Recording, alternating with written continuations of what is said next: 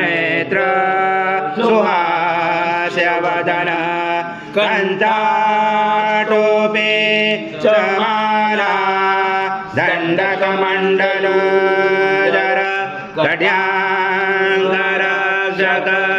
त्रैगुण्यरहित त्रैलोक्यपालक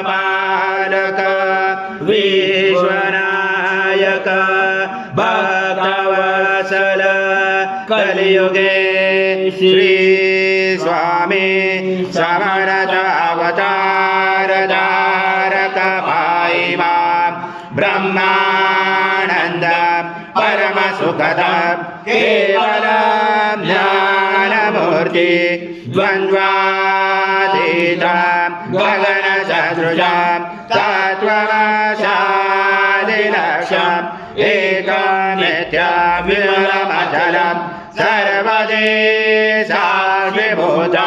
भावातीतं त्रिगुणरहितं सद्गुरुं तं नमामि।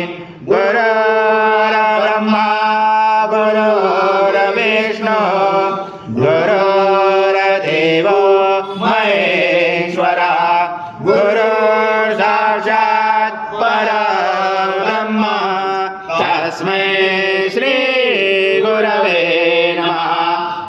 भक्ष्याव्यम आज्यम स्वर्णमहार आज्यम यज्ञ प्रतिष्ठा आज्यम पवित्रम परमं स्नानात् ते प्रगृह्यात् श्री सद्गुरु स्वामी समर्थ महाराज देवताभ्यो नमः। घृता स्नानं समर्पयामि घृता स्नानान्तरेण शुद्धोदक स्नानं समर्पयामि सकल पूजादे सर्व उपचारार्थे गन्धपुष्पं समर्पयामि शेष उपचारार्थे प्रार्थना पूर्वक नमस्कारं करोमि।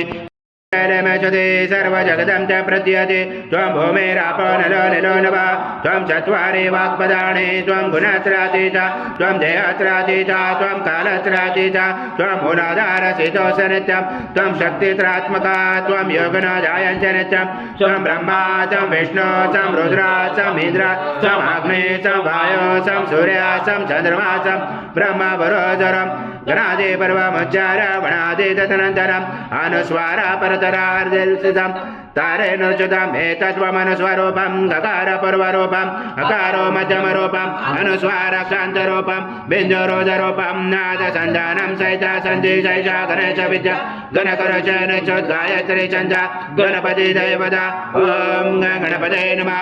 एकदन्ताय विद्महे वक्रतुण्डाय धीमहि तन्नो दन्ती प्रचोदयात्। एकदन्तं चतुर्दशं पाशमं कुशधारणं हृदं च वरदं यस्य बिभ्राणं मुचगतचं रक्तं लम्बोदरं